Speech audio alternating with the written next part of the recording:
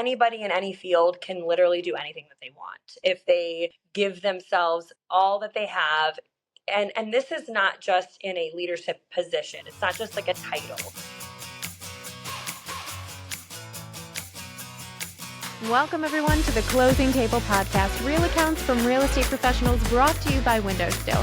I'm your host, Kat Spooler, and today I'm sitting down with real estate agent Rebecca Donatelli. Rebecca is with Elite Sotheby's International Realty out in Cleveland, Ohio, and is a recipient of the 30 Under 30 designation from Realtor Magazine. Rebecca is also the author of Think Bigger, It's Your Time to Step into Leadership. And today, we talk about leadership, of course.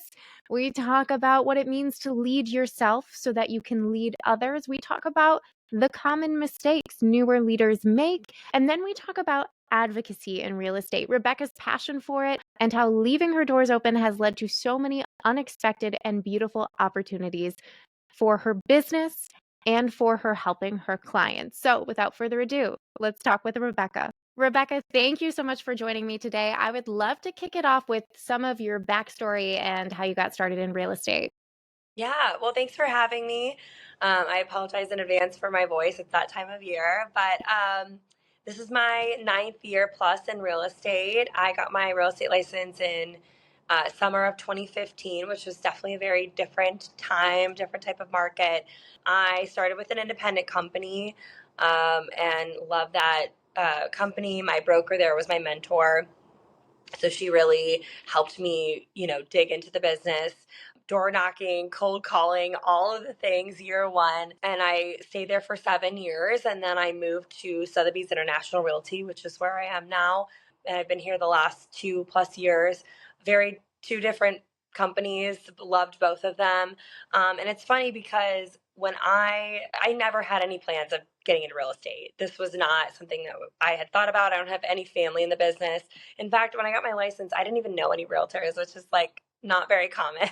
You don't hear anybody that doesn't know at least one or two folks. But I went to college to be a high school math teacher, so I'm a total math nerd. Love calculus and numbers and all the things.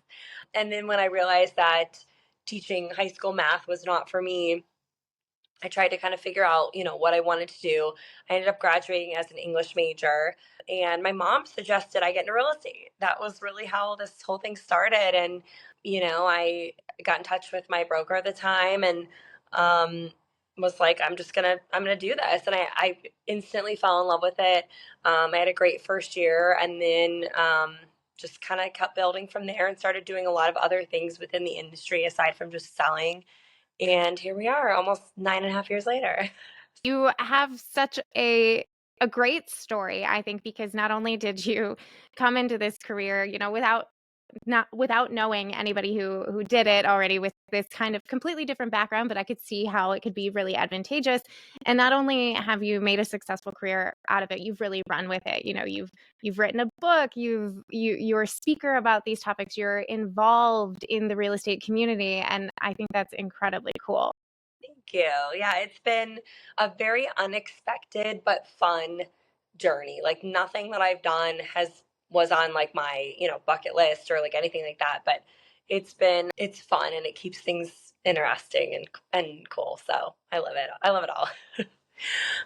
So I'd love to dig into the social media aspect of your business, because when we were talking before, you said that's how you've built a lot of your business. So since that's kind of, at the beginning of your story, I'd love to dig into that. Yeah, definitely. So I did not get on social for my business until the end of my first year. So I it would have been like, 2016. I got on Instagram just for real estate. And that was a completely different time. There was no reels, there was no trending audio, there was no algorithm. Like you would just post whatever you wanted, when you wanted, in any, form that you wanted. And there were some realtors on Instagram, but not a lot. And there were almost none in my market in Cleveland. So I really just kind of just started sharing everything in my world, from a sale to an inspection to, my coffee, which I'm like a coffee fanatic, like top 1% in the entire world. And so just everything in my life, and people started, following me and interacting with me, engaging with me. I started connecting with all the local businesses in Cleveland. I'm a diehard Browns fan, unfortunately. So, like that, just everything Cleveland. And then people in other markets, agents, started kind of picking up what I was doing. They would tag me in posts that, if they had their coffee in their laptop, they'd tag me and be like, "Oh, Rebecca, this reminds me of you." And folks in Cleveland kind of started seeing me. And so I really built a business just by sharing my life with other people, other strangers. And that was before I got involved with NAR and before I started building a big network. And so I started making a lot of relationships just behind the phone screen. And connecting with folks both locally and out of town, and that's how I built my business and made some really incredible connections. And at first it was completely unintentional. It was more like, I love photography and I love real estate, so it kind of makes sense for me to share it here. And then when I started seeing it really pick up, I was like, this could really be a great avenue for me to build. And so I leveraged it as much as I could. And the great thing about social is that unless you're boosting things or doing ads, it's free. So you can post as much as you want and leverage that as much as you want. And if you do it the right way, it really pays off because people start noticing you. They want to know what you're up to. Like a great example is this whole week I've been sick. And so I haven't been on social as much. And I usually share on my story a couple times a day and show people what I'm up to. And I haven't been around because I've been sleeping at home. So, kind of coming back and saying, hey, here I am. Like, people want to know what you're doing and they want the behind the scenes things aside from just the normal sales and the regular things that you might expect from a realtor. Because I found that I think a lot of realtors miss the mark on social because they're so focused on sharing houses and sales, and they forgot about sharing, Rebecca as a person, them as a person, what they do and what value they bring to the industry and why they're the choice out of, 8,000 people or 10,000 people just in their little market. So I really leveraged that in a real way. That's worked really well for me. So I'm on Facebook too, but I use that in a little bit of a different way. I'm not on TikTok. I feel like at some point maybe I'll, dive into that, which is a whole different world in itself. But no, Instagram's really been great for me. And obviously it's changed over time. So you have to adapt to the changes. Sharing the same types of things sometimes doesn't work as well anymore. And you have to work with what they want you to share. But it's an incredible platform that opens so many doors. That was such a wealth of knowledge. And I think it's so interesting to have your perspective as because social media has changed so much. I think 2020 was a big inflection point with social media. I wasn't on social media much before then, and then what were we all going to do, right? Right. So other than Totally. try and reach out, try and connect online. So it's really interesting hearing your perspective of both kind of sides of the boom. I'm wondering, you kind of touched on doing it the right way and kind of the way some agents do it the wrong way. What is working for you for your social media right now in terms of types of content you're posting? Yeah. And I do want to say on that note, the great thing about social is that there really isn't a right or wrong way. I think it's more so just what is the blend of what people are sharing. For some people, sharing their sales might work really well. For somebody like me, it just doesn't. And I think, all people have to go on is scrolling behind a phone screen until they meet you in person. Everything you share is what they know about you. And so, for me, it's just really been leveraging a little bit of everything. Right now, it's funny because I before was never a video person. Like, if I could live my best life, it would probably be without any video content because it's just not as much of me versus some, photos and things like that. But with the algorithm and the way things have changed, if you're not on video, it's harder now for sure. And I think what happened was, to your point, 2020, where people were stuck at home and they wanted something different and new. So they headed to TikTok to watch videos and scroll videos and hear people talk and see them in like this raw, real way. And so I think Instagram picked that up and they were like, we want, to keep people on the app by sharing more video content. So I've definitely been leaning into that a little bit more. Um, Actually a lot more really than I ever have, and just a mix of my real estate life, the different properties and types of properties that I sell, to just Rebecca as a person. Like I said, I'm a diehard suffering Browns fan forever. So I love all things Cleveland. And if you know me, you know that about me. My obsession with coffee. I was on a meeting yesterday, and it was a Zoom meeting, and someone texted me. I was drinking a bottle of water, and they were like, "Where's your coffee? Like, this is not. Are you okay? This is not normal." And I was like, "No, I'm actually really sick, so that's why I don't have my coffee." Um, but I think just sharing a mix of like who you are, and also especially right now, given what's happening in our industry, I think sharing the true value of a realtor and what we do. The generic home tours and stuff like that, those are great, but if you don't provide any real value, I think right now that's what people want to see, especially with some recent changes in our industry. And just, I think it's harder for folks, and people want to know that, both clients and other realtors. And I have a lot of my following are realtors around the country, so a lot, those are a lot of the faces and eyes that watch my content, really sharing like what value do we bring on both the buying and selling side, about the market, about the changes, about, everything. There's so many things. So I've really been trying to add a lot more of that. And I think for somebody like me, I serve on our state's executive committee. I'm a district vice president, so I'm on the leadership team on that end of it. So, like our buyer agency agreement, before we rolled it out on a state level, I was part of the group that helped finalize those documents. So I try to bring a lot of that value too, because it's just, I think, really helpful for a lot of people, and they appreciate it. And right now our industry needs it more than ever. So it's a good healthy mix of different types of things, from personal to real estate and everything in between. I think it's really good that you bring all those things up, because it all circles back to showing people your value. If you're quietly on a board, you're quietly on a committee, people don't know that. They might think, oh, you're just another real estate agent. It's like, no, I'm not just another real estate agent. I am involved. I am moving and shaking. I'm doing all of these things. But if you're doing it in the dark, no one's seeing it. And so I think that's where people should really lean into their social media and just show people what you're actually doing. Oh, totally. And I will say on that note, I've struggled a little bit, because sometimes I find if I share too much of that, people think that I do more of that versus sell. So for somebody like me, who I have, I've served in a lot of capacities on the local, state, and national levels in different areas. I was my local president 2 years ago. I have, and I love all of that, but I have to be really mindful, because I found that if I lean too much into that, which is, in my opinion, we have to have those people sitting at the table, because otherwise our industry, it doesn't exist, or we don't have the luxuries that we have.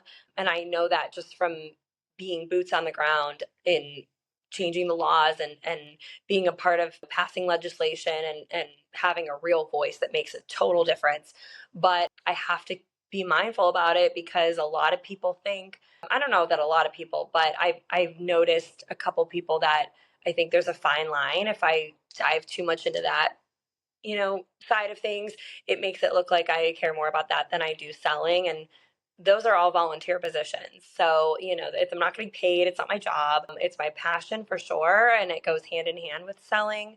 And it has helped me tremendously in my real estate career, 9+ years. But I do have to be mindful about that a little bit. That's an interesting thing to call out, and I see the value in kind of having to toe that line. Rebecca, I would love to talk about your book, Think Bigger. It's Your Time, Step into Leadership. Can you tell us, what inspired you to write this book, and maybe a little bit about your leadership journey? Yeah, definitely. It's funny, because it was never, a lot of people, you hear, writing a book is like on their bucket list. It's like one of those things that a lot of people just really want to do. For me, it was not at all. I mentioned earlier, I ended up graduating as an English major, which was completely out of desperation, just to get out of math and, graduate from college. I actually ended up switching my senior year of college, which if you're in college, I don't recommend that. I switched majors as an English, and I honestly never thought I would touch the degree. I didn't think it would come to use for me because I wasn't looking to do anything with it. I wasn't looking to teach English or, be a journalist or anything like that. But what ended up happening was I've always loved to write. I've always just been I journal. Have written some articles for NAR, for the National Association of Realtors about real estate and, some other things.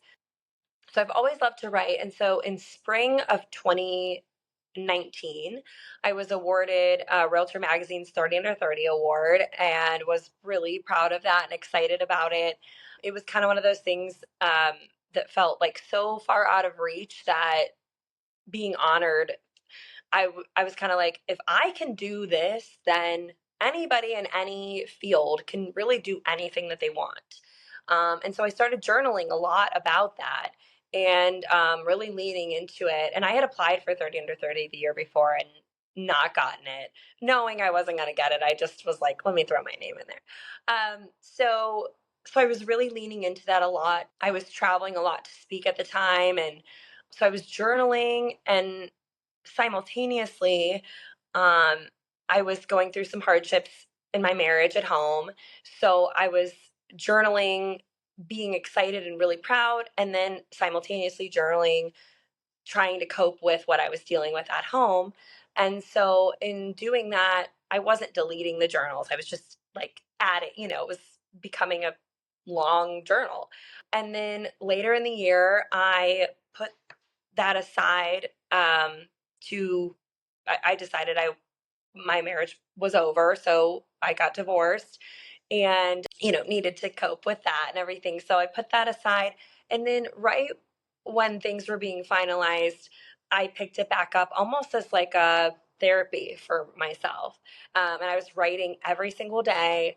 And by the summer of 2020, I had like 160 pages of journal written, and I was like, oh my gosh, I think I want to publish this. And so I reached out to a 30 Under 30 friend of mine. His name is Wayne. He's incredible and a fellow published author. He was actually my real estate coach for a couple of years. Incredible person. And I was like, I think I want to publish a book, and I think I have a majority of my manuscript written. Can you help me? And the only people that knew about this were my ex-husband, my parents, and Wayne. I had told nobody. So he put me in touch with my publisher, and I signed a contract with her. And she ended up putting me on some deadlines to finish some things, and we moved some things around.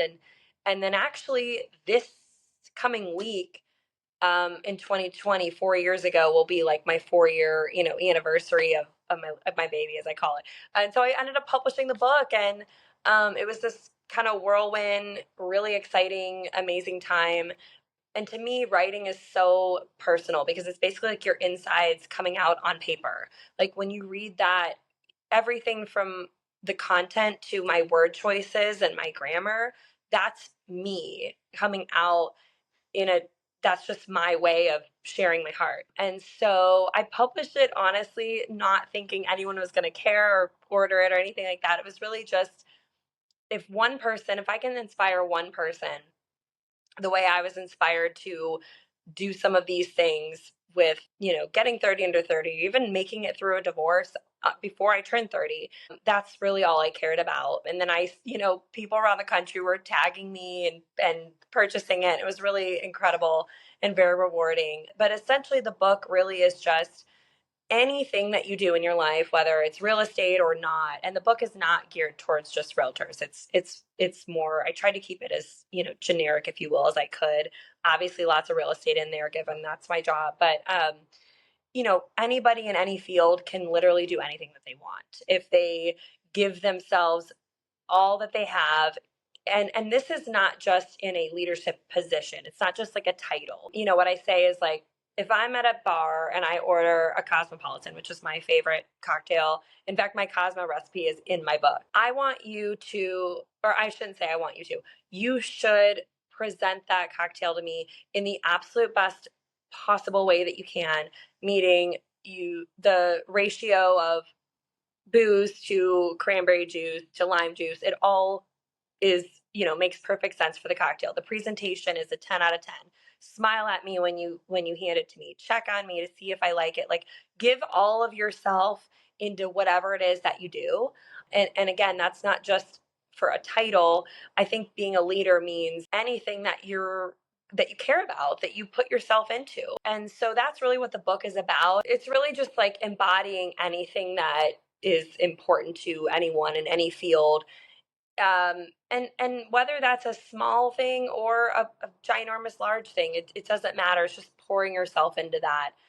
So that's what Think Bigger is really all about, like where it kind of started. I love it. I had the pleasure of reading a little snippet of it, and I'm curious about this aspect of leading yourself, right? Which you kind of wrote about and you've spoken about before, and I think that's what you're getting at here. What are kind of the most important qualities you need to lead yourself or others?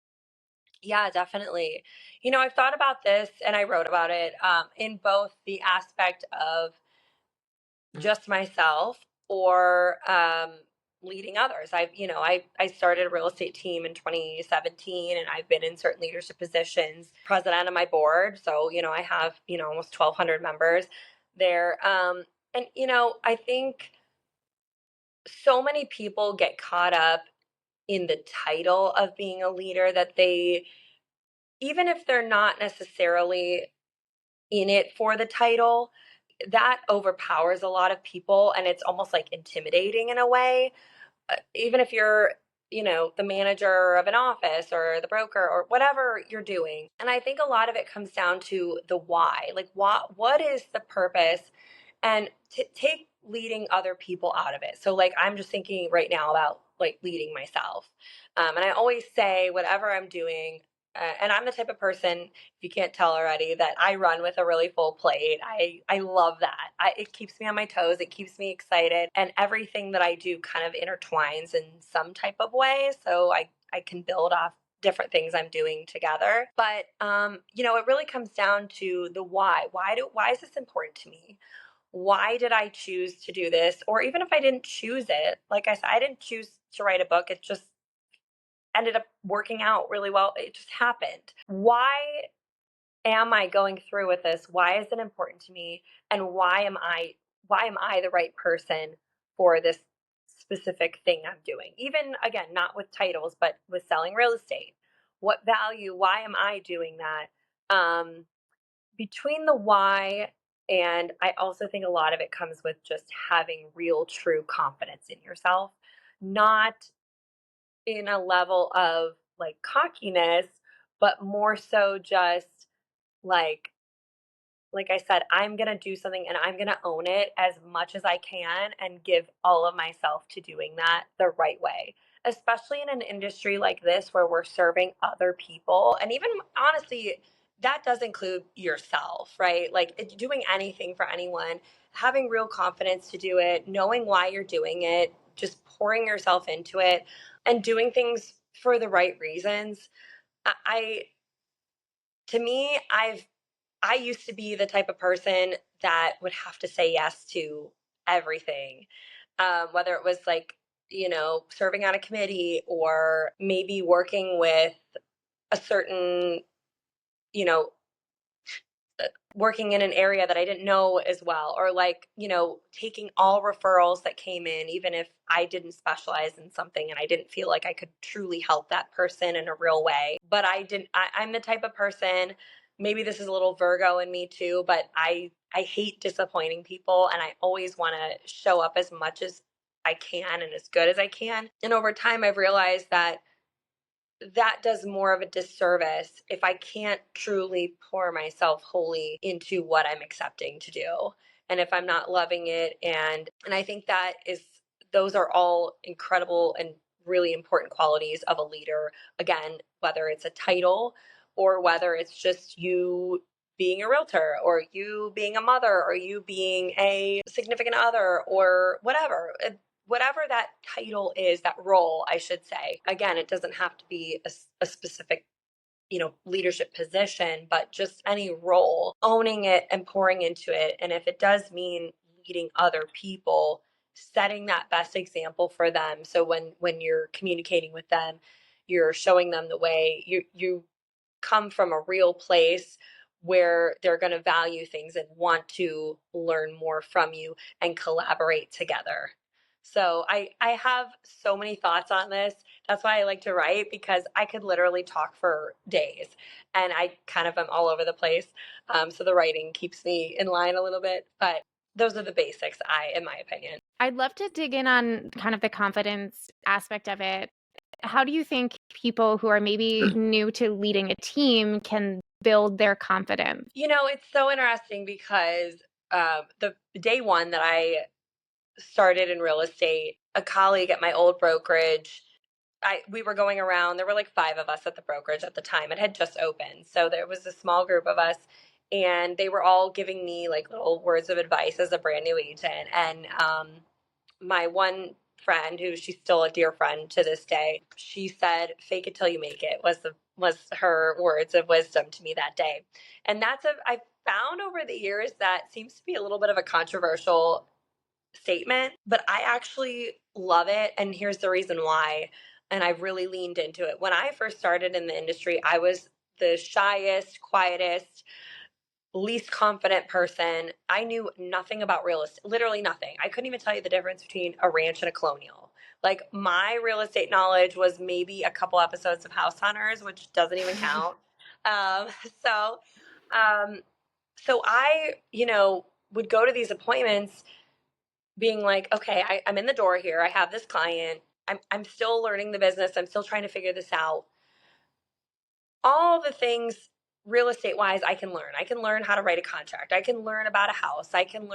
We have inspections here called point of sale inspections that, are required for certain areas before you transfer title. I can learn about all that.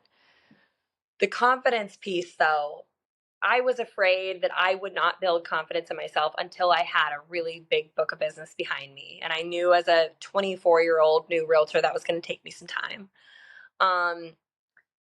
But I leaned into what she had said, and I showed up there as if I had been around for 20 years. Now I'm 34 and I look really young, so I couldn't pretend like I'd been around for 20 years at 24. But the way I presented myself, my first client, her name's Sophie, 3 years later, we were chatting, and I was like, "Did you know you were my first client?" And she was like, "I literally had no clue." She's like, "I had no clue." We wrote her offer at a McDonald's. This was like way far out. It was about an hour from where I lived at the time, in an area called Madison. And it was a $60,000 house. It was my first sale. And I was so excited. We went to McDonald's. We wrote this offer. She got the house. This was a very different market. So definitely more of a buyer's market. And you would have thought I had just sold a $2 million house. And I showed up there as though I was supposed to be there. I dressed the part. I looked the part. I acted professional. If she had a question and I didn't know, I'd say, "Hey, you know what? I'm not 100% sure. Let me go back and double check. I'll get right back to you." And that, like, almost fake confidence ended up turning into real confidence, because I had been able to do it so many times that I felt really genuinely good about myself. And I also loved the business. Like, I felt so hard in love with the business. So I loved what I did. I loved meeting these people. They became my friends, and I was able to truly find a real confidence that I never had. And so I think that all comes to um finding something that you really love, leaning into it and owning it. And that's what and then one sale turned into two. My first year, I ended up being rookie of the year at my company, and I think I might have had like 24 transactions of a variety of different price points. I think I had 3 sales that were $20,000 each, up to, I can't remember the highest sale. There was a big difference there. And every single one of them I treated just the same, and I was just as excited about, and showed up with that confidence. sometimes there are some people that are born with like a real confidence despite what they do. And then somebody like me is not. I just was never really that person. When I tell people that like real estate changed my life, like it wholeheartedly did. And not just because I've leaned into it and done all these other things with it, but it's really blossomed a lot of who I am just as a woman, just as a confident person. Like even going through a divorce, which is really heavy before you're 30 years old, I don't know that I would have felt strong enough to do that had I not built this confidence that was behind me. And so it all blends together. If you just own things and feel good about yourself, remind yourself why you're supposed to be there. Every client I work with, I tell myself I'm working with this client for a reason, and we met however we met, and I'm with them for a specific reason at a specific time. So for somebody like me, the confidence really built, and I think is a key factor in anything that you do. But it wasn't always like that, and so that things take time. So the back to the fake it till you make it. I don't mean that in the sense of pretend you know things when you don't. Don't do that. If you don't know something, ask it and, get the right answer. But when it comes to showing up in a real way, owning it, if you're in a certain place in your life doing something, you're probably doing it at that time for a reason, finding the confidence in yourself to do it the right way.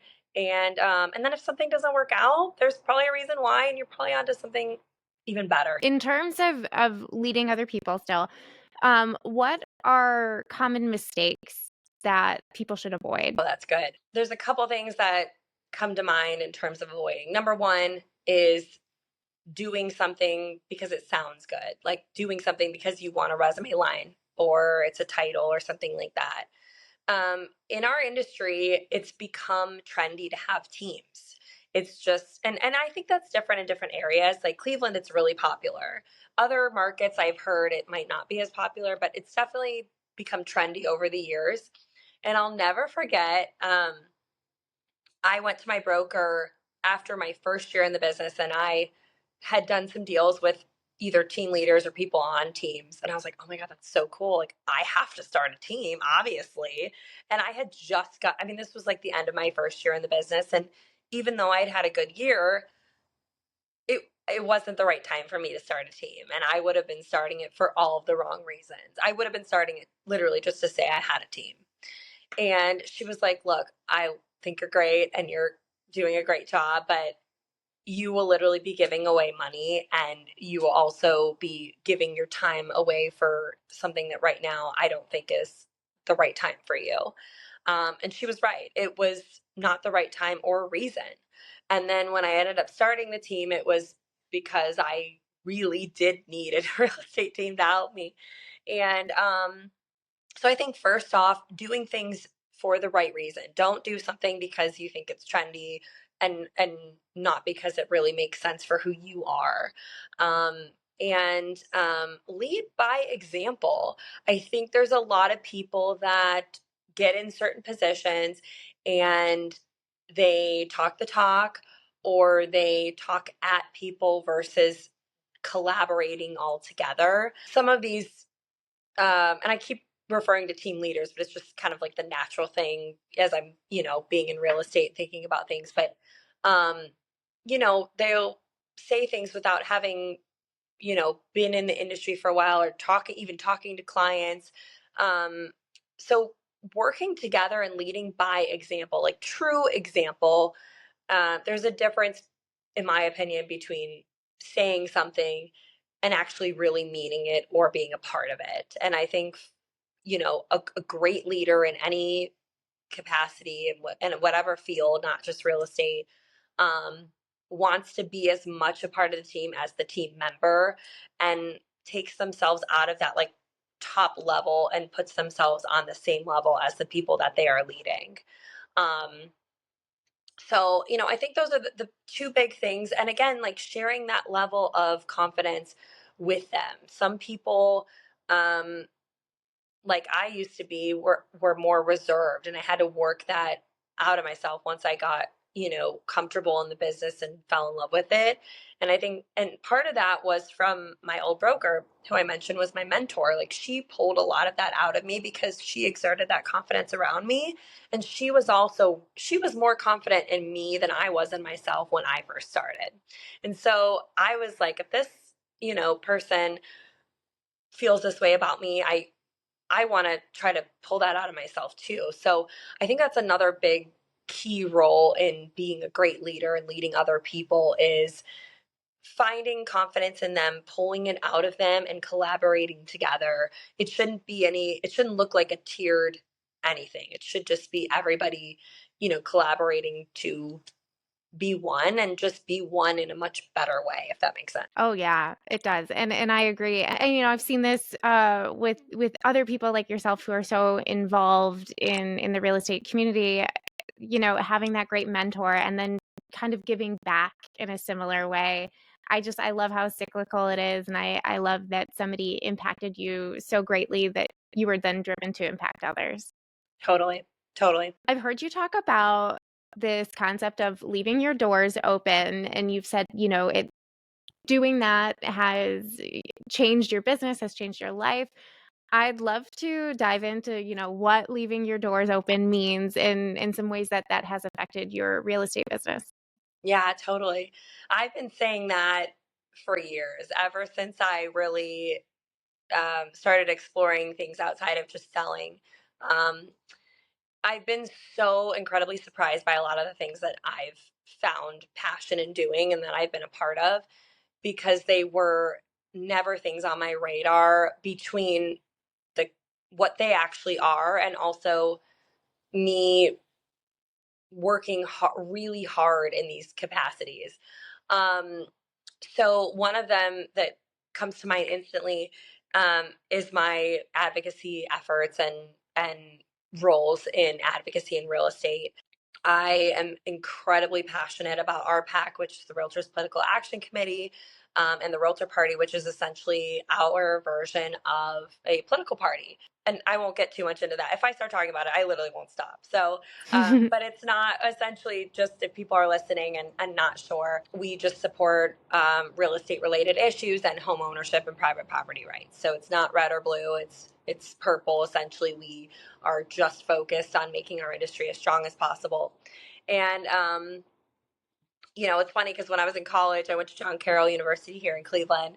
And my senior year, I was the only senior in a class full of freshmen in political science because I waited until the 11th hour to take it. It was a core class and hated every second of it. I've never been a politically driven person in my entire life. When I turned 18, my parents were like, please go vote, go do your thing. And so now being in these certain roles, it's kind of funny. Like, I joke with my parents about it because it was never on my radar. Last year, I served as the director for the Realtor Party for Ohio Realtors for the state, and next year I'll be vice chair of the NAR RPAC Participation Council and chair the following year. So it's kind of funny, but that's one of those things I think of because I was never politically driven and I was impacted by something that had happened to me and a client my first year in the business. I had a home inspection where the inspector showed up drunk and it was a crazy inspection that fell apart while we were in the home. And I couldn't understand why, because this home was completely renovated, done real well. And I knew it was done really well. And I thought, this guy should not be here. I don't even know how he is able to do this home inspection for this great home. And my buyers want to walk away. And so, long story short, I discovered that we had actually been working on passing legislation in the state of Ohio to prevent that type of thing from happening, to make sure that home inspectors had to be licensed in the state. And when I learned that I could be a part of changing the law from something that had really impacted me and my clients, I was like, this is cool. Like, this is incredible. And the fact that, it's not this like scary politics and anything. It's just real issues that impact our industry on a day-to-day basis. And so I just started getting involved and fell in love with it. And again, it was because I was willing to listen and I kept the doors open, for lack of a better term, to hear more than just transactions and sales and houses. And so it led me into this whole other world that I'm so obsessed with and love.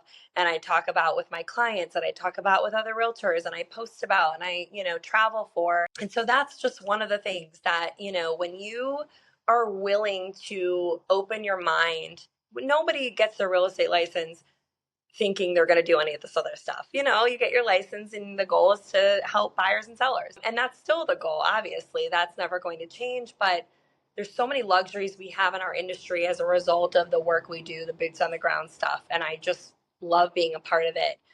I was able to be a part of 2 years ago when I served as president of my local association. We had a county-wide septic inspection that was required for the last 20 years. So if you bought or sold a property in Geauga County and it had a septic system, the septic would have to be tested prior to the house transferring by the county. And if it didn't pass, you would either have to make the repairs, replace the entire septic, or put 1.5 times the amount of a full septic system into escrow, which is very costly. It can be upwards of $40,000, which most people don't have to tie up, in an escrow account and leave there. And realtors have been fighting to remove this for years and had been unsuccessful. And I had a member of the board who was the past president who was on the Geauga County Board of Health. And then I went and testified a bunch of times and we got them to remove it. And that was one of those really cool things that I was like, wow, like we can really make a real difference. Doing that helped an insane amount of buyers and sellers and realtors. So it's just keeping your mind open to doing things that you might not necessarily think about. It's the same for the writing and some other things that might not necessarily be on your radar, but if you lean into them and feel passionate about them, you would be surprised at what you can accomplish and how everything kind of intertwines together. So that's just a little bit of it. I could talk about this for days. It's very important to me, but I really think everyone has that opportunity to keep those doors open and I found a lot of people have been surprised they give certain things a chance that they might not have thought about before. I can really see your passion coming through, and I love so much how you've had these full circle moments. You've been boots on the ground with these clients, experiencing these issues, and then you're able to advocate for real change that not only helps your clients, it helps everyone. Yeah. Yeah, it's fun and exciting and um it's necessary. So Rebecca, you've shared a little bit about some of your transactions with these advocacy stories. I'm wondering if you have a particularly memorable or challenging transaction that you'd like to share. 9+ years, there's some options. I think every transaction is obviously unique in its own way, and things that come up are it happens. If you have, I tell realtors, like, especially ones that might be newer or whatever, like, if you're smooth sailing constantly, you're probably not busy enough because there is just constantly things that come up. Oh my gosh. I do have one I can think of. It has nothing to do with the advocacy or any of that, if that's okay. Yeah. Okay. So I have been working with a client. I was working with them for probably a total of like 2.5 years. Mm. I started working with them in probably like end of 2017. And they weren't really sure what they wanted. We were looking at new construction. We were looking at properties that needed full gut. We were looking at townhouses. We were looking on the east side of Cleveland, the west side of Cleveland, like you name it. We looked at it, and they were a buyer seller buying up to like 1,000,001, selling for, they probably would have been around like, they had a condo, a penthouse condo, 650, 700. So they're a good client, and they so nice. We had a great relationship. I would literally drop what I was doing if they wanted to see property. Um, and I found that every time we'd see a house, there was always something that just wouldn't work. And I could tell that they really wanted to take on a project. They wanted to make something their own specifically. So fast forward to This would have been um, 2020, summer of 2020. I'd been working with them for like 2 years at this point. There was one house that came up in a gated community in a really sought after yacht club. And the house needed some renovations. It was priced at like 650. They wanted to see this house six times total, which was the most I'd ever shown one house to a client. Luckily, there was no one living there, so we weren't disturbing a seller or anything like that. But it was still a lot. They brought the contractor. They were going over this, that, and the other, and they end up telling me that they really wanted to write an offer, but they didn't want to put it in writing because it was significantly lower than the asking price. So, they told me they wanted me to present a verbal offer, which I did. It was completely shut down. And so we moved on from the house. Anyway, couple weeks, maybe like 2 months later, actually, I'm getting ready for my 30th birthday. And I had been working at this point, like my schedule was crazy, especially because I was getting ready to publish my book. So I was on a deadline. I was writing every day. I was showing houses every day. I was nutso every day. And the one day I tried to take off was my 30th birthday. The one day. And I had some busy work stuff I had to do. And then I had a dinner scheduled downtown Cleveland. She calls me, oh my gosh, we want to see, that we had already seen this one house. Let me backtrack a little bit. We had seen this one house that they wanted to actually write an offer. And it was the first written offer we'd ever done in the 2.5 years. I'm like, oh my God, this house is great.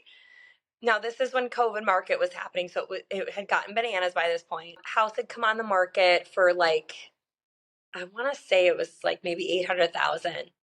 They came in pretty low. I think it was like 60 or 80,000 under the ask a couple days after it had been on the market. And I warned them, I said, I'm just letting you know that we're in a market right now where another offer could come on the table and they might not give you the opportunity to negotiate. So you need to give me your best offer, get your best foot forward from the get-go. I had communicated with the listing agent. There was another party that was interested, blah, blah, blah. So they still wanted me to present the offer. I did. She calls me on my birthday, which was a couple days later. We really want to see the house again. And I was like, look, I can try to find someone to show you the house tonight. I said, I didn't tell her it was my birthday. I just said I had an appointment and I was not available. I could try to bring somebody else, or we could go tomorrow. I could go anytime. I could talk to the agent, blah, blah, blah.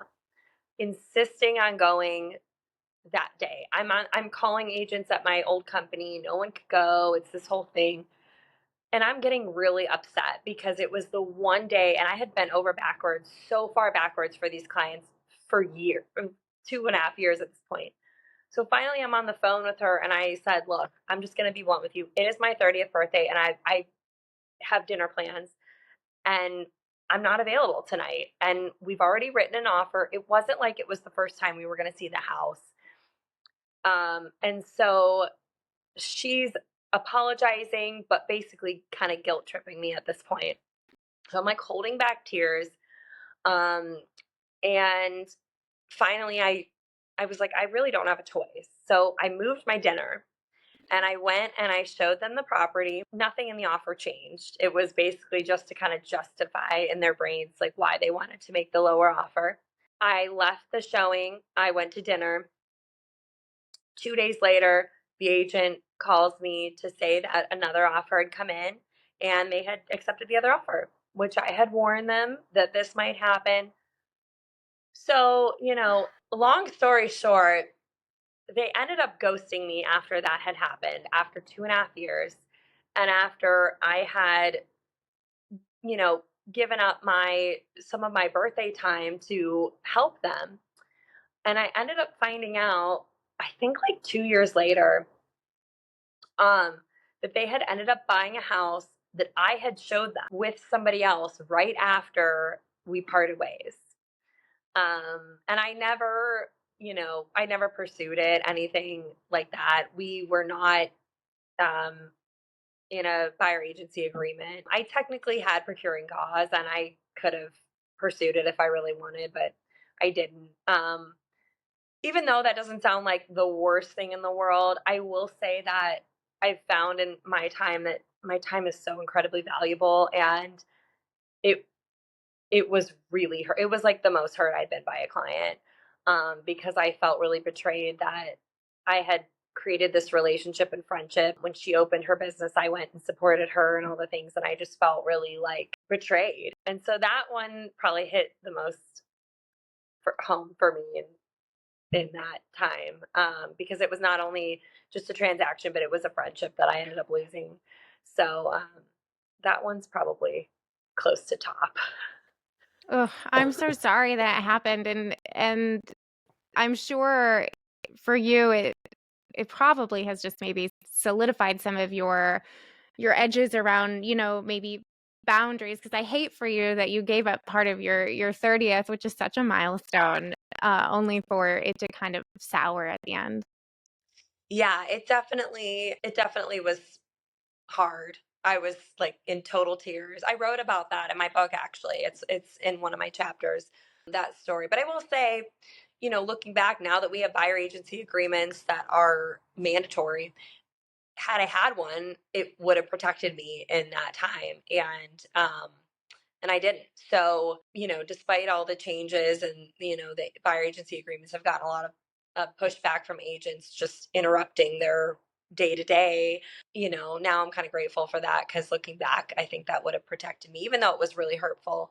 But, and you learn lessons in every transaction that you deal, every buyer's different. There's all kinds of things that can happen. I've seen a lot of them.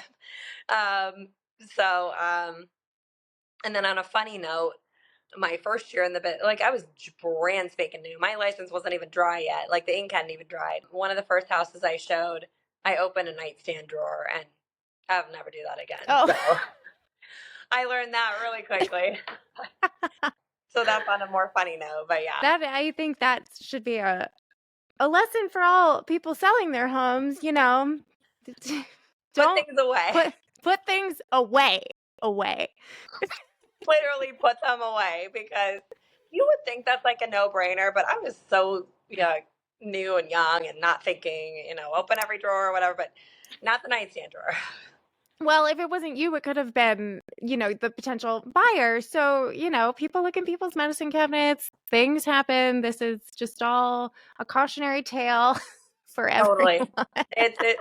It was a learning lesson for me, definitely. So, well, Rebecca, is there anything else you are looking forward to as we come to a close on 2024? It doesn't have to be real estate related. oh my gosh. I have been saying since my first book came out that I really would love to write a second book, and I've started it about 5 times. So I'm hoping at some point I can really put some time aside and work on that. There's only so much time in the day, and I've learned that, as time goes on. But no, like I said earlier, I really am all about keeping doors open. So the great thing with somebody like me is that I go into things not necessarily knowing what the end result is going to be, and it keeps it really exciting for me. And I lean into things, with the hope that something is going to blossom and turn into something else. And a lot of times it does. And if it doesn't, I move on. But no, I'm just, I love a new year. It's kind of a new start, and seeing, where the market goes and all that. I'm kind of in that like business planning mode right now, which I love. So, so we'll see what happens. I'm so excited for you, and we will all wait patiently for your next book. Rebecca, would you like to tell people how they can find you, how they can work with you? Yeah, so you can find me on Instagram. That's kind of like my platform that I hang out on. And my handle is RebeccaDonatelli.realtor. And I don't normally sound like this, so. Yes. This is just the seasons change. Life happens. Well, Rebecca, we will link everything in the show notes. We'll link your book as well so that people can find you with just a click. Thank you again so much for joining me today. Awesome. Thanks for having me. Appreciate it. Thank you for listening to the Closing Table podcast brought to you by WindowStill. I'm Kat Schooler. Please be sure you're following our podcast on Apple or Spotify. And if you're part of our YouTube audience, make sure you hit that subscribe button. If you're enjoying our podcast, please feel free to leave us a comment or review. It helps us find more amazing listeners like you. Thank you so much, and we'll see you next time.